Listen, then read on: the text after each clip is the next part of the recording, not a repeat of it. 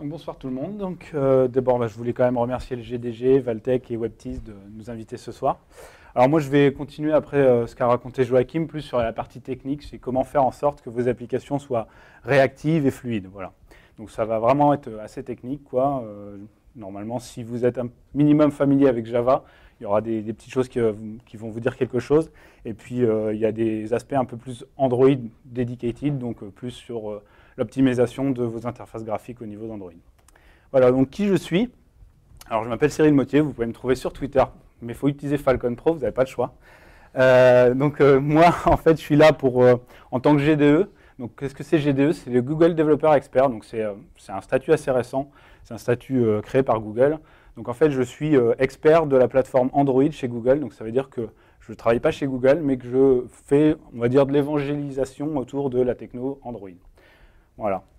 Et puis, professionnellement parlant, donc j'ai enlevé un slide, normalement, je travaille chez Prixing, mais c'est la dernière semaine, voilà. Et je commencerai bientôt, donc lundi, chez Capitaine Train, voilà.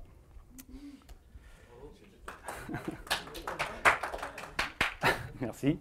C'était pas pour faire mon coming out que je suis venu ce soir, c'est pour parler d'Android. Et donc, je vais commencer en fait cette présentation par la partie Java. C'est-à-dire que Android, ce qu'il faut bien comprendre, c'est que ça tourne sur ce qu'on appelle une Dalvik VM. La Dalvik VM, c'est une virtual machine, qui n'est pas la JVM, c'est une virtual machine vraiment conçue par Google et donc qui n'a rien à voir avec la JVM. Et cette VM, elle est basée sur en fait un garbage collector qui est avant Gingerbread était ce qu'on appelle Stop the Word, pardon. Et en fait, ce garbage collector, en quoi ça consiste? Eh bien, comme vous le savez, c'est un ramasse-miettes, donc il consiste à ramasser les objets qui ne sont plus utilisés. Mais son implémentation étant Stop the Word, en fait, lorsqu'il passait avant Gingerbread, il pouvait prendre à peu près, on va dire, de l'ordre de 100 millisecondes à s'exécuter. Et pendant qu'il s'exécutait, eh bien, bien sûr, tous vos autres threads, même le thread unique qui est utilisé, ce qu'on appelle le UI thread, qui est utilisé par votre application pour faire le rendering de votre UI, eh bien, est bloqué aussi. Et donc, par exemple, si vous êtes dans une liste, que tout d'un coup, le garbage collector s'exécute, eh bien, cette liste s'arrête pendant 100 millisecondes et recontinue ensuite. Donc ça peut être très, très désagréable pour un utilisateur, puisqu'il a l'impression que l'application a eu un crash ou a eu un problème. Et donc ça, c'était avant Gingerbread. En fait, à partir de Gingerbread, Google a modifié le garbage collector et a fait ce qu'on appelle un garbage collector concurrentiel. Donc la petite différence du garbage collector concurrentiel, c'est qu'il est aussi stop the word, mais il arrête en fait les threads de façon à ce qu'il minimise le temps d'arrêt. Donc globalement, l'objectif étant de le limiter en dessous des 10 millisecondes. Donc depuis Gingerbread, l'interface graphique ne peut plus être bloquée plus de 10 millisecondes. Et il s'avère en fait que pour dessiner une frame, vous avez 16 millisecondes. Donc globalement, ce que ça veut dire là, c'est que si le garbage collector passe, il vous reste 6 millisecondes à peu près pour dessiner l'interface graphique, ce qui devient souvent très peu. Donc globalement, ce qu'il faut faire en Android, eh bien, c'est s'assurer de minimiser les effets du garbage collector sur votre interface graphique. Et donc pour faire ça, il faut connaître Java en fait. Ça peut paraître bizarre, tout ce que je vais vous expliquer aujourd'hui, mais en fait on va essayer de contourner un peu Java pour minimiser l'impact du garbage collector, parce que comme vous le savez, le garbage collector c'est un composant essentiel, on ne peut pas le désactiver, on est obligé de l'utiliser. Donc la première chose qu'on va faire, donc je vais faire cette présentation un peu comme une table des commandements. Voilà. Commandement numéro 1, n'utilisez pas les types boxés de façon inutile. Donc, pour bien vous expliquer le problème, j'ai créé quelque chose qui doit vous paraître très familier à vous, développeurs Java. C'est une hashmap dont les clés sont des entiers et dont les valeurs sont des chaînes de caractères. Et dedans, je mets 2 chaînes de caractères, Android Rocks. Voilà. Et donc, je ne sais pas si vous voyez quel est le problème ici, encore en gardant à l'esprit qu'on essaie de limiter l'impact du garbage collector. Je ne sais pas si vous voyez. Alors, ce n'est pas vraiment un cast, en fait, c'est ce qu'on appelle du boxing ou auto-boxing.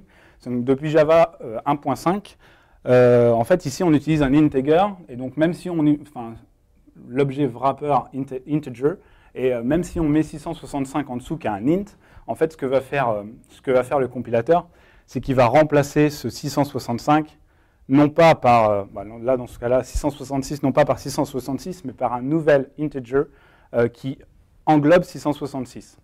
Et donc ça veut dire quoi? Ça veut dire que dès que vous n'avez plus besoin de cette clé, eh bien, vous avez un objet à garbage collecter. Et donc le garbage collector passe et potentiellement bloque votre UI thread. Alors j'ai une petite question, du coup, est-ce que le résultat aurait été différent si j'avais utilisé la clé 42 au lieu de 666? Ouais. Et tu sais pourquoi? Voilà, donc exactement. Donc en fait, pour répéter un peu ce que vient de dire la personne là-bas, donc en fait, la réponse, c'est pas 42, ça change tout parce que c'est la réponse à l'univers. Non, non, c'est pas ça. C'est en fait integer. Donc en fait, Google n'a pas réécrit tout le framework Java. Il s'est basé sur un framework qui s'appelle Apache Harmony. Et dans ce Apache Harmony, si vous regardez le code source de integer, vous allez voir qu'il y a en fait un cache interne qui garde les objets integer de -128 à 127. Et en fait, le compilateur ne remplace pas le 666 par un new integer de 666, il le remplace par integer.valueOf, qui est en fait une static factory, et qui retourne des objets immutables qui sont de type integer. Donc ça permet d'éviter ces effets de auto-boxing, auto-unboxing. Voilà, donc là, on a bien repéré le problème. Maintenant, comment on peut contourner tout ça? Eh bien, sur Android, vous avez en fait une classe qui est vraiment disponible que sur Android, qui s'appelle SparseArray. Et les SparseArray, globalement, c'est quoi? C'est une HMAP dont les clés sont des int et non pas des integers, et les valeurs sont de type générique, donc vous pouvez utiliser ce que vous voulez. Et donc l'avantage de ça, c'est que vous n'avez plus d'auto-boxing. Donc le seul problème, bien comme je vous l'ai dit aussi, c'est que SparseArray, c'est très pratique, mais si maintenant je veux mettre en clé des booléens, par exemple, eh bien, ou des longues, pardon, en fait, depuis la version API 16, si je me rappelle bien, ouais, c'est ça, exactement. Donc depuis la version 16, vous avez des notions comme long SparseArray. Donc vous pouvez avoir un SparseArray dont les clés sont des longues et dont les objets sont de type de votre choix. Donc c'est disponible depuis la version 16, mais grâce à la Android Support Library, ça a été backporté jusqu'à la version 4. Donc vous pouvez l'utiliser. Et si vraiment vous voulez l'utiliser encore avant ça, en fait, vous pouvez copier-coller le code. Bon, après, vous êtes un peu warrior si vous commencez à atteindre API 1. Mais si vous voulez vraiment le faire, vous pouvez en copiant-collant directement le code. Et vous trouverez également d'autres SparseArray qui sont les sparse boolean array, sparse int array. En fait, ces SparseArray ont comme clé les int et comme valeur des booleans ou des int. Voilà. Donc là, qu'est-ce qu'on va faire? Voilà comment ça va se corriger notre problème. On utilise SparseArray au lieu de HMAP. On utilise donc des int à la place comme clé et des strings comme value. Et donc, grâce à l'utilisation des SparseArray, l'auto-boxing n'est plus du tout fait par le compilateur. Et donc, on n'a aucun problème avec le garbage collector. Commandement numéro 2. Réutiliser autant que possible. Alors là, j'ai mis un exemple de code que j'ai vu beaucoup de fois sur des sites comme GitHub, etc. Donc là, c'est la méthode getView, donc que vous connaissez, j'imagine, à peu près tous. Globalement, lorsque vous utilisez une list view dans votre application, la list view va vous demander qu'est-ce que vous voulez afficher lorsqu'un item rentre à l'écran. Et donc, pour ce faire, elle va appeler la méthode getView. Et donc cette méthode, elle vous permet de créer la nouvelle vue que vous voulez afficher et de donner les datas que vous allez mettre dans cette vue. Donc là, ce que je fais, je crée la vue. Le problème, c'est qu'en fait, je crée la vue à chaque fois que getView est appelé. Or, getView peut être appelé énormément de fois, peut-être 10 fois par seconde si vous allez très vite dans la liste, parce que les items qui rentrent à l'écran arrivent très rapidement. Et donc, pour éviter tout ça, en fait, il faut simplement lire la doc de getView. Si vous regardez, getView dispose d'un attribut qui s'appelle convertView. Et la convertView, quand on la lit, l'objectif de cette convertView, c'est que le système vous redonne en fait des vues qui ne sont plus utilisées. Donc globalement, vous pouvez réutiliser des vues qui sont sorties de l'écran pour les remettre à l'écran. Et tout ce que vous avez à faire, c'est tout simplement s'assurer d'abord que convertView est différent de... Si convertView est égal à nul, eh bien là, dans ce cas-là, vous devez créer la vue, parce que ça veut dire que le système ne dispose pas de vue à réutiliser. Voilà. Pardon, hop. Et ensuite, vous pouvez attacher les données. Donc là, dans ce cas-là, j'attache le titre et le sous-titre à ma vue. Et donc, grâce à ça, globalement, ce que va faire Android, c'est qu'il va m'appeler cette méthode à chaque fois qu'un nouvel item doit être affiché. Mais globalement, le nombre de vues créées sera, on va dire, égal au nombre de vues qu'on peut avoir à l'écran en une seule fois. Donc ça permet de minimiser à la fois l'impact mémoire et surtout d'éviter de créer des vues qui sont au final présentes à l'écran que très peu de temps. Donc ça, c'est une méthode qui peut être utilisée dans beaucoup d'autres choses que juste ListView. Donc là, c'est un bout de code qu'on voit souvent, dans lequel il faut vraiment utiliser cette méthode. Mais vous pouvez le réutiliser, cette méthode, par exemple, pour des objets plus bas level, comme les paints, qui sont utilisés pour dessiner au niveau Canva. Les rects, qui sont en fait simplement une représentation objet d'un rectangle. Les points, vous pouvez le faire sur des views, là c'est ce que je viens de faire. Sur les tableaux de float, je pense par exemple à la méthode location.distance, qui vous demande en fait la latitude de départ, la longitude de départ, la latitude d'arrivée, longitude d'arrivée, et puis ensuite il vous demande un paramètre. Et en fait ce paramètre, c'est le paramètre de retour. Donc c'est un peu bizarre en Java d'avoir des paramètres qui servent comme retour pour un résultat, mais en fait c'est une façon pour Google d'éviter de créer un nouveau tableau de float à chaque fois que vous appelez cette méthode. Et donc là, vous pouvez tout simplement utiliser cette petite astuce de réutiliser. Et aussi, plus récemment, par exemple, dans le framework Maps, je ne sais pas s'il y en a qui l'ont utilisé, vous avez des objets qui peuvent être réutilisés comme les marker options, quand vous voulez créer un nouveau marqueur, ou les polygon options. Enfin, tout ce qui finit par options dans le nouveau framework Maps peut être utilisé comme ça, instancié une fois et réutilisé pour créer n objets.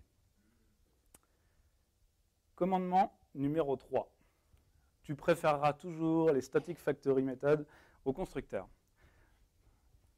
Donc là, j'ai présenté un petit code qui est assez classique. C'est la création et l'utilisation, la création d'un message et l'envoi du message. Donc, je ne sais pas si vous êtes assez familier avec les messages. Globalement, les messages, c'est un système de threading de communication inter-thread qui est présent dans Android. Et en fait, vous créez un message dans un thread et vous pouvez l'envoyer dans un autre thread. Donc en fait, c'est simplement un message, c'est une sorte d'action à faire dans un autre thread. Voilà, donc là, ce que je fais, c'est que je crée un nouveau message, je lui dis qu'est-ce que c'est que ce message, je lui passe des infos, et le handler, qui est en fait le réceptacle des messages, je lui dis, voilà, je t'envoie un message. Le seul problème, c'est que ce code-là, il peut être appelé très souvent. Par exemple, on peut utiliser sendMessage à chaque fois qu'on touche à l'écran, donc ça peut peut-être à 60 fois par seconde, quoi. Et le problème, c'est que là, on utilise un new, quoi. Et comme on utilise un new, bien, encore une fois, on peut potentiellement avoir des problèmes de garbage collector. Et donc, la technique, c'est tout simplement d'utiliser ce que j'ai appelé la static factory method. Ici, si on regarde bien la doc de la classe message, on trouve que dedans, il y a une classe statique, une méthode statique, je vais y arriver, qui s'appelle obtain. Et en fait, cette méthode, elle essaie d'abord, avant de créer une nouvelle instance de message, elle essaie de réutiliser des messages. Donc en fait, elle contient un pool de messages qu'elle peut réutiliser. Et si elle n'en a pas, elle va créer en dernier recours un message. Donc ça, c'est vraiment très pratique parce que ça vous permet d'éviter de créer trop de messages qui sont au final juste des objets qui vous permettent de passer de l'information d'un thread à un autre. Voilà. Alors ça, c'est super sympa, mais si vous voulez l'utiliser dans votre application, c'est-à-dire que vous créez votre objet à vous et que vous voulez faire un pool de threads, malheureusement, il va falloir tout faire à la main. Et en fait, si vous allez dans le code source d'Android, vous allez voir qu'il y a des classes qui existent, mais qui sont pas private, elles sont cachées. C'est-à-dire qu'elles sont en fait disponibles en tant que classe publique dans le framework, mais que vous n'y avez pas accès au niveau du SDK Android. Donc pour les utiliser, c'est très simple. Vous allez dans le code source d'Android et vous trouvez le package android.util. Dedans, vous allez retrouver un ensemble de classes comme Poolable Manager, Pool, Poolable, Pools, Finite Pool, etc. Il y a aussi Synchronized Pool.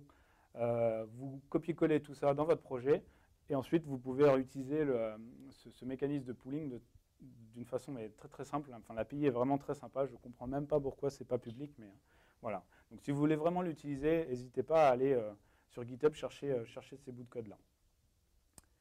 Commandement numéro 4, tu préféreras les variables statiques aux variables temporaires. Donc ça, c'est un petit peu le pendant de ce que je viens de raconter au niveau méthode, mais au niveau variable. Donc encore une fois, un petit exemple. J'ai la méthode onInterceptTouchEvent, donc qui est une méthode qui est au niveau de view, qui permet de, en fait, c'est appelé lorsque vous touchez l'écran. Voilà, donc ça touchez ou déplacez votre doigt à l'écran. Donc ça peut être appelé énormément de fois. Dès que vous déplacez un minimum le doigt à l'écran, c'est appelé. Donc globalement ici, encore une fois, il y a un problème. Je ne sais pas si vous l'avez vu. Comment d'un point de vue garbage collector, est-ce que vous voyez un problème? Le new toujours, voilà.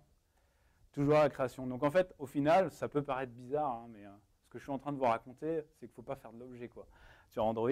Alors, en fait, ce qu'il faut bien comprendre, c'est que le new, oui, il faut essayer de le limiter, mais il faut le limiter dans des circonstances où on est dans des méthodes critiques. Voilà. Et là, typiquement, on est dans ce qu'on appelle une méthode critique qui est appelée énormément de fois. Donc c'est dans ce cas-là où il faut vraiment essayer de minimiser un maximum l'utilisation de new, de la création et de l'allocation d'objets. Donc comment faire? Eh bien, tout simplement, on crée un rect qui est en fait ce que j'appelle une private final rect frame rect. Donc je crée une variable rect qui est réutilisée. D'ailleurs, j'ai oublié le mot statique si je veux coller avec ce que j'ai dit. Et en fait, on réutilise cette instance de rect à chaque fois, toc, au lieu de créer un nouveau rect. Alors vous allez me dire, tout ça c'est cool, mais si j'ai en fait ma variable qui est mFrameRect qui est utilisée par 2 threads, alors là j'aurai des problèmes de synchronisation parce que j'utilise une variable qui est utilisée par 2 threads différents. Donc on peut commencer à faire du synchroniser tous les appels, mais bon, ça peut provoquer, ça peut être déjà difficile à gérer et ça peut provoquer ce qu'on appelle des deadlocks. Donc pour éviter tout ça, ce que je vous conseille, si vraiment vous avez besoin, c'est d'utiliser ce qu'on appelle la thread local. Donc vous pouvez en fait créer des instances de rect qui seront uniques par thread. Et comme ça, vous réutiliserez cette unique rect par thread au niveau de votre méthode critique. Là, dans ce cas-là, pourquoi je n'ai pas fait ça? En fait, ça marche très bien comme ça. C'est parce qu'en fait, onInterceptTouchEvent, c'est une méthode du UI Toolkit. Et en fait, tout le UI Toolkit s'exécute dans un thread unique qui s'appelle le UI thread dont je vous ai parlé tout à l'heure. Donc il n'y a aucun problème pour que mFrameRect soit touché ou utilisé par 2 threads différents. Commandement numéro 5. Tu te rappelleras que les strings sont éligibles au garbage collector.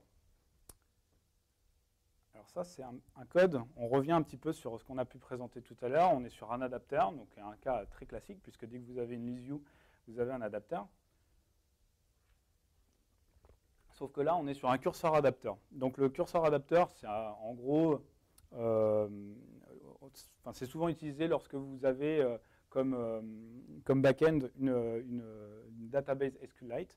Et donc, lorsque vous avez cette database SQLite, lorsque vous utilisez un adapteur curseur adapteur, vous avez 2 méthodes à implémenter. La première s'appelle newView, comme on a pu le voir tout à l'heure, et comme le nom de la méthode le suggère assez explicitement. newView permet de créer la nouvelle vue lorsque nécessaire. Donc le framework va vous appeler lorsqu'il y a vraiment besoin de créer une nouvelle vue. Donc vous n'avez même plus à tester la ConvertView. Et ensuite, le framework va vous appeler sur bindView. Et là, sur bindView, ce qu'on fait, c'est qu'on, tout simplement, on bind les datas de notre curseur sur la vue qu'on vient de créer dans le newView ou qui a été réutilisée par le framework. Et là, je ne sais pas si vous voyez un problème.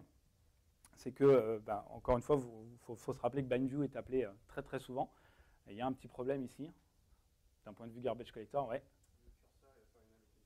Exactement, toujours la même réponse. C'est une allocation. En fait, getString ici, si vous allez dans le code source, mais ça descend très bas puisque ça vient dans du code JNI, en fait, on crée une nouvelle instance de string à chaque fois qu'on fait un getString ici. Alors, vous allez me dire, mais comment on peut éviter de créer des strings? Eh bien, en fait, depuis la première version d'Android, il existe ce qu'on appelle un char array buffer qui a été spécifiquement conçu pour ça, pour éviter de créer des strings. Globalement, c'est quoi un char array buffer? C'est un tableau de char. Donc, au lieu de créer un nouvel objet string, eh bien, ce qu'on va faire, c'est qu'on va réutiliser un tableau de char et puis copier char par char dans ce tableau les caractères qui sont présents dans le curseur. Et donc là, notre bindView, il grossit un petit peu, bien sûr, mais globalement, c'est assez simple. Voilà, hop, Donc au niveau de New View, on attache ce qu'on appelle les buffers, donc les char array buffers. Donc dès que j'ai créé une nouvelle vue, je lui attache un array de chars. Et lorsque j'arrive dans la méthode bindView, eh bien, je récupère ces tableaux de chars. Et puis là, je copie, grâce à la méthode copyString2Buffer, qui est présente dans le curseur. Et, enfin, quand on regarde l'API, on se demande un peu pourquoi cette méthode est là, et c'est vraiment juste pour optimiser. En fait, on copie le contenu de la colonne SQLite au niveau du buffer, et enfin, on assigne ce buffer à la TextView. Alors, je pense que vous voyez un petit problème, c'est que char array buffer, contrairement à string, ce n'est pas un objet immutable. Donc string, c'est quand même très pratique, c'est que une fois que vous avez une nouvelle string, vous ne pouvez pas la modifier. C'est plus possible. Et là, en l'occurrence, si vous commencez à toucher au tableau de char qui est présent dans title buffer ou subtitle buffer, vous pouvez le faire sans problème. L'objet char array buffer, par définition, il est tout sauf immutable, il est même plutôt beaucoup mutable. Et donc, si vous commencez à le faire, bien sûr, la TextView à laquelle vous avez appliqué ce char array buffer ne sera pas notifiée qu'il y a eu un changement. Donc, si vous faites ça, bien, il n'y aura aucun moyen pour le framework de savoir qu'il y a eu un changement, donc vous n'aurez pas ce changement qui sera reflété au niveau de la UI. Si vraiment vous changez le char array buffer, eh bien, il faut le réappliquer au niveau de la TextView via un set text. Donc voilà. Donc ça, c'était toutes les optimisations que vous pouvez faire au niveau du code Java. Donc il y en a plein d'autres, mais je pense que vous avez à peu près compris la logique derrière tout ça. C'est globalement essayer d'éviter le modèle objet et puis essayer de le contourner quand vraiment c'est nécessaire dans les méthodes critiques. Maintenant, on va plus se concentrer sur des problématiques plus dédiées sur Android et notamment sur le UI Toolkit et donc tout ce qu'on appelle la hiérarchie de vue. Et donc en fait, ce qu'on va voir, c'est que globalement, la règle principale, c'est d'essayer d'aplatir la hiérarchie de vue. Alors, je ne sais pas si vous voyez tout ce que c'est que la hiérarchie de vue. Globalement, lorsqu'on fait une interface graphique, on va avoir un ensemble de vues. Donc, une vue, ça peut être un bouton, une image, une liste. Voilà. Et certaines vues sont des conteneurs d'autres vues. Donc, on va avoir ce qu'on appelle des layouts. Par exemple, la list view est un layout.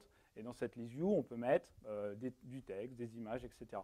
Et donc, globalement, qu'est-ce que ça forme? Tout ça, ça forme un arbre. C'est-à-dire qu'à la racine, vous avez une vue principale qui contient d'autres vues. Cette vue contient d'autres vues, etc., etc. Et donc, quand vous utilisez cette hiérarchie de vues, il faut s'assurer au maximum qu'elle soit minimaliste. Parce que si elle est minimaliste, le système aura moins de choses à faire pour l'afficher à l'écran. Donc, commandement numéro 6, gérer ou maîtriser parfaitement le UI Toolkit. Donc là, je vous ai donné quelques petits exemples. 3 notamment. Le premier, c'est le grid layout. Alors, le grid layout, il est disponible depuis l'API 7 et il permet vraiment de réduire cette notion de hiérarchie de vue. Alors, on va voir un petit exemple. Donc déjà, la petite définition, pardon. En fait, si vous commencez à lire la définition de grid layout, vous vous rendrez compte que c'est un layout, donc c'est un ensemble, un groupeur de vues qui vous permet de positionner les vues filles dans une grille rectangulaire. Donc là, j'ai une vue avec 12 vues. Donc c'est-à-dire que j'ai une vue englobante blanche dans laquelle je retrouve une vue ici bleue et dans laquelle encore j'ai des petites vues en pointillé bleu ciel. J'ai ça sur une deuxième ligne et ensuite encore ici. Donc globalement, si vous la faites là en tant que développeur Android, qu'est-ce que vous allez faire? Ça va être des linéaires layout, quoi. Donc là, vous avez une vue linéaire layout avec 3 lignes, ensuite un linéaire layout avec 3 colonnes, etc., etc. Donc ça, c'est cool, mais le problème, c'est que ça prend 12 vues. Si vous comptez exactement le nombre de vues, c'est 12 vues.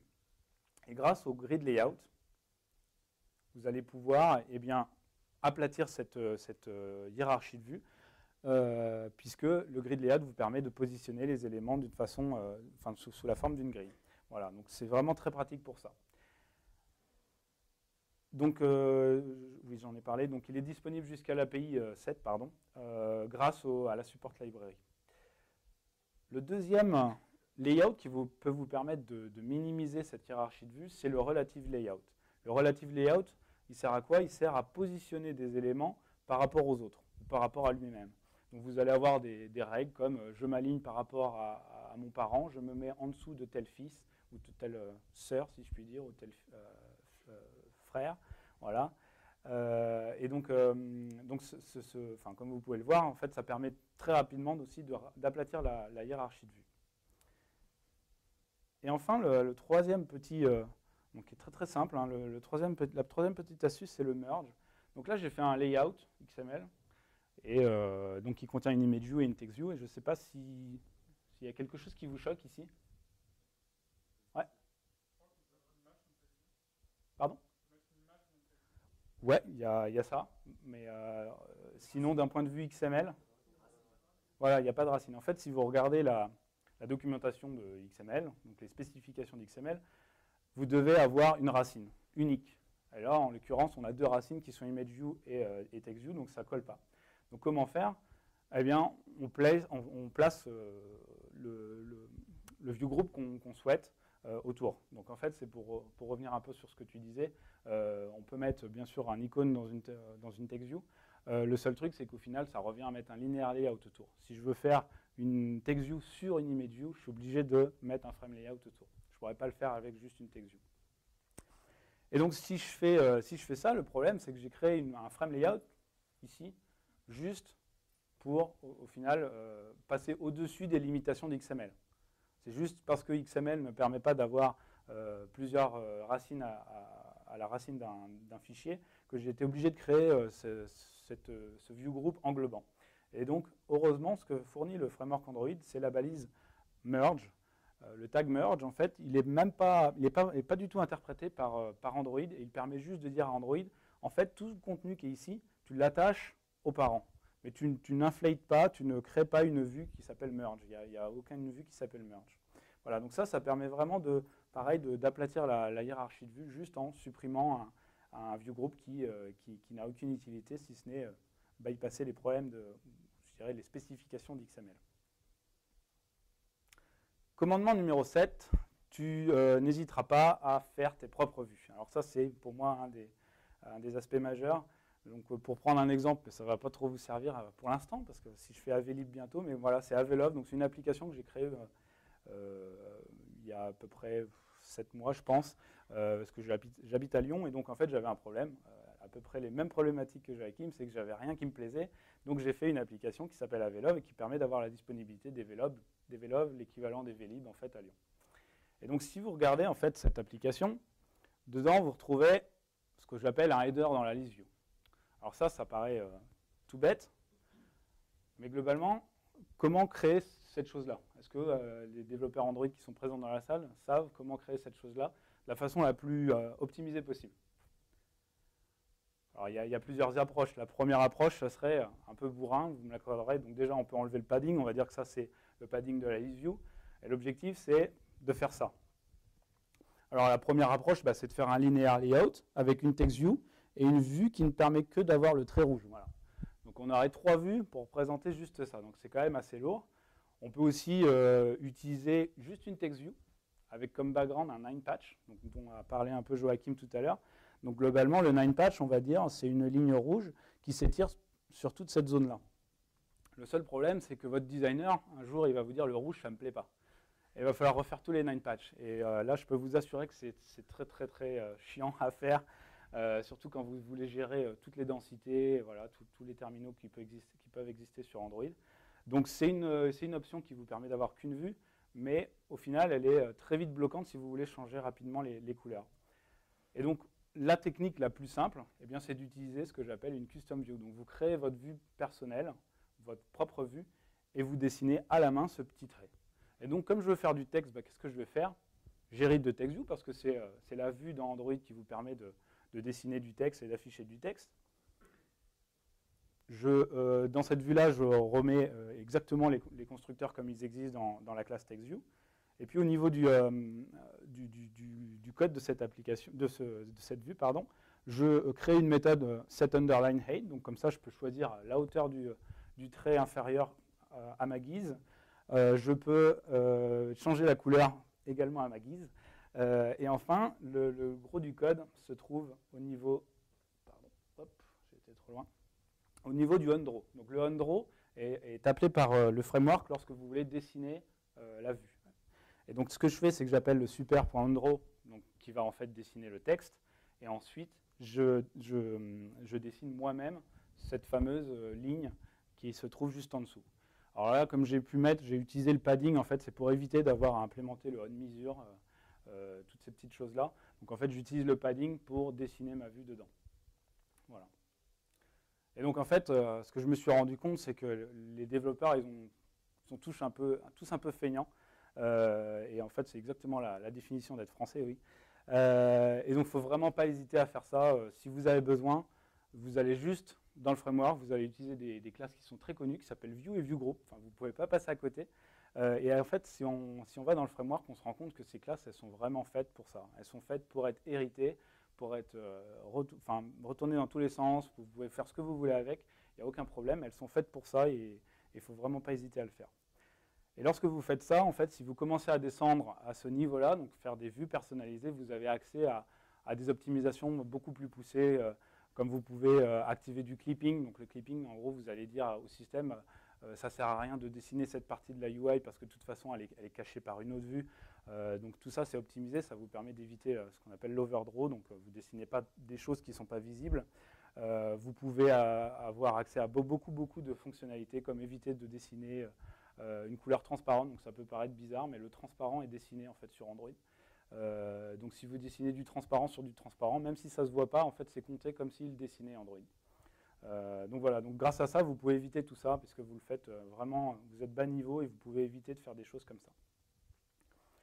Voilà, donc ça c'était toute la partie layout. Et puis on va continuer maintenant, même terminer je dirais, sur toute la partie threading. Donc on a vu comment éviter que le garbage collector passe, on a vu comment s'assurer qu'Android dessine le plus rapidement possible votre hiérarchie de vue. Mais maintenant, il y a quand même une petite chose qu'on n'a pas vue, c'est que si on bloque le thread qui est utilisé par Android pour dessiner cette hiérarchie de vue, eh bien sûr, il y aura un problème de performance. Et donc, globalement, l'astuce, c'est quoi? C'est de tout externaliser ce qu'on appelle le main thread.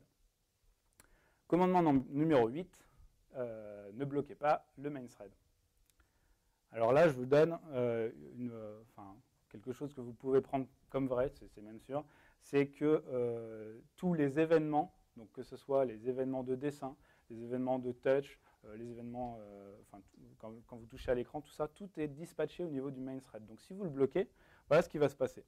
En fait, le main thread est en fait une boucle événementielle dans laquelle vous avez une queue. Et dans cette queue, vous pouvez placer en fait des événements qui sont en fait souvent représentés sous la forme de messages. Et donc là, si je commence ma boucle événementielle s'occupe de processer ce message.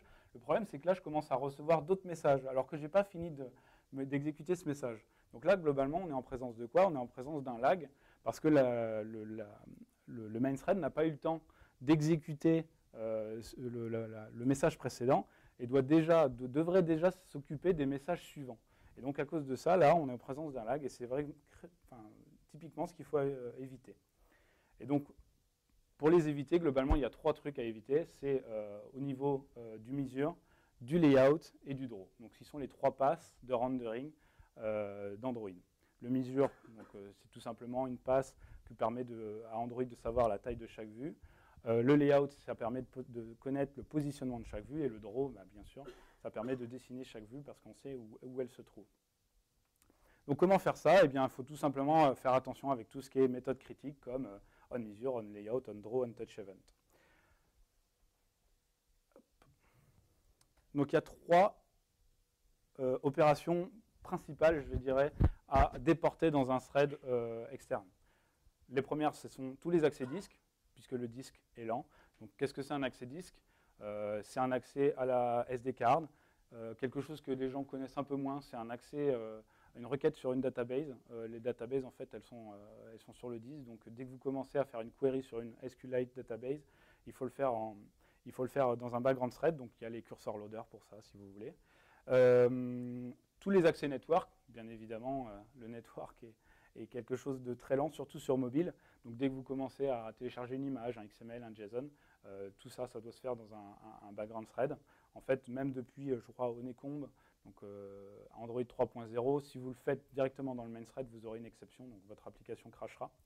Et puis quelque chose qui est un peu moins connu, c'est tous les accès hardware. Donc par exemple, si vous commencez à accéder à la caméra de votre appareil mobile, eh bien, il ne faut pas hésiter à faire ça dans des background threads parce que les accès hardware sont souvent, c'est assez fluctuant